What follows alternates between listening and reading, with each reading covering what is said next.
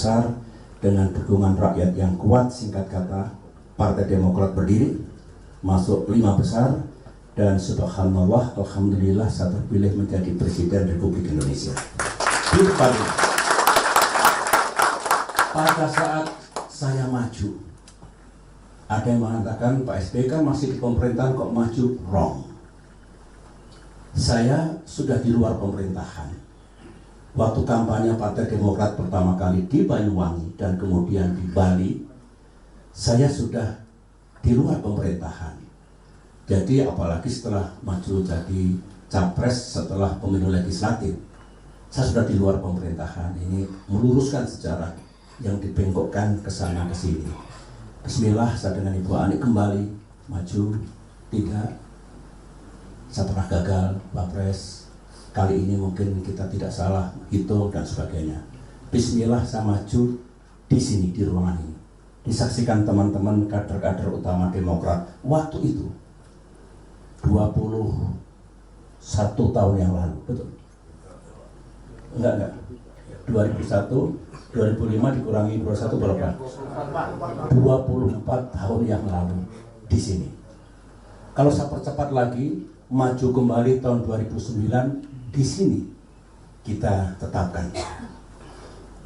Di sini pula, mulai dari pendopo, ruangan ini, ruang dalam itu kalau saya melakukan fit and proper test, para menteri, calon menteri, calon wakil menteri, dan pejabat-pejabat setingkat. Saya harus yakin mereka berintegritas baik, mereka cakap dan siap untuk menjadi menteri, wakil menteri, dan pejabat yang lain. Tidak boleh KW-KW, tidak boleh saya ragu-ragu sebagai pemimpin. Sebagian besar lolos, sebagian kecil tidak lolos. Karena saya gunakan sistem dan seperti itu. Jadi kalau dulu televisi, media di depan pendopo itu ratusan pers. Pada saat pilpres puluhan pers luar negeri. Karena mereka ingin meliput Indonesia for the first time ada direct presidential election. Oleh karena itu mereka ingin tahu seperti apa Indonesia berdemokrasi. Nah, mereka di sana seperti ini. Banyak keputusan penting kalau saya tidak di istana, tidak di kantor. Saya tidak mengenal hari libur. Sabtu, Minggu bekerja, malam bekerja.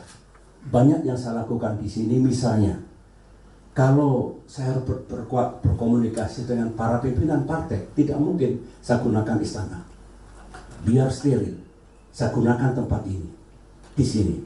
Demikian juga ketika lobby dengan dunia usaha, ketika krisis 2008, karena hari libur, saya tetap ingin ketemu. Saya minta tolong, pengusaha jangan cepat-cepat PHK. PHK rakyat kita sengsara, nggak punya pekerjaan. Oke, saya lanjutkan. Nah, dengan demikian jadi enak. Dia minta, Pak, kalau Bapak tidak ingin PHK, lantas kami gimana? Susah kami. Oke, saya kasih insentif fiskal. Menteri Keuangan kasih. Yang penting jangan PHK. Di sini, ketika harga minyak goreng up and down, masyarakat menjerit, saya undang pengusaha minyak goreng di sini. Saya bantu insentif fiskal, tapi harganya jangan meroket. Setuju, win-win. Di depan pendopo, dunia usaha lebih luas lagi. Sajak tenang. Insya Allah kita tidak seperti 1998. 28 dulu, 2008. Ayo bareng-bareng, saya akan pimpin. Subhanallah, itu menjadi kenyataan di sini. Waktu kita memikirkan siapa ketua MPR 2009, di ruangan ini berkumpul para pemimpin partai politik termasuk Golkar, termasuk almost all. Saya bilang, Bismillah kita dukung Pak Taufik Kemas. Bapak, benar? Begitu? Ya. Saya ingin politik kita teduh. Jangan terlalu terpolarisasi. Why not? Di ruangan ini, akhirnya semua partai politik mendukung dan aklamasi. Zulkifli Hasan sebetulnya dulu ada sesuatu yang kurang kondusif lah secara keamanan. Saya undang di sini Pak Zul mewakili koalisi, Anda ketua MPR, didukung oleh semua.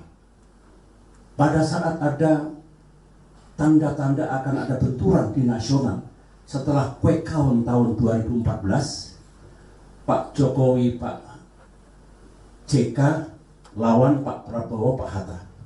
Saya dilapori, ingat 2014 saya netral.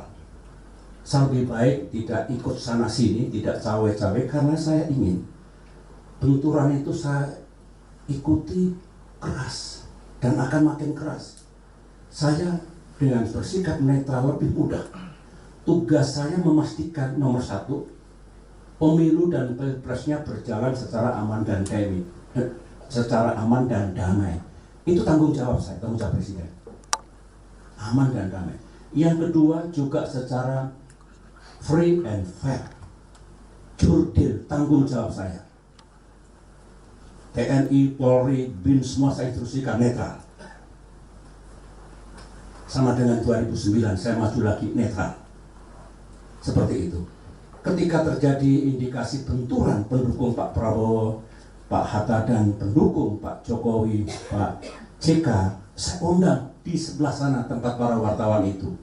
Dulu ada sofa kecil di situ.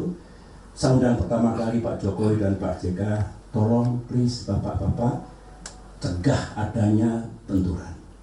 Mohon dikendalikan pendukung-pendukungnya. Kalau sampai terjadi cacat Indonesia, buruk nama bangsa kita. Alhamdulillah beliau berdua bersedia.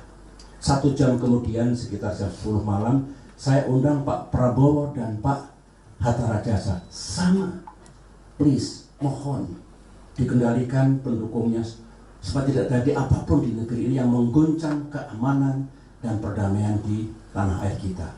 Alhamdulillah beliau berdua bersetuju. Semua dilaksanakan di tempat ini. Mudah-mudahan tempat ini membawa berkah.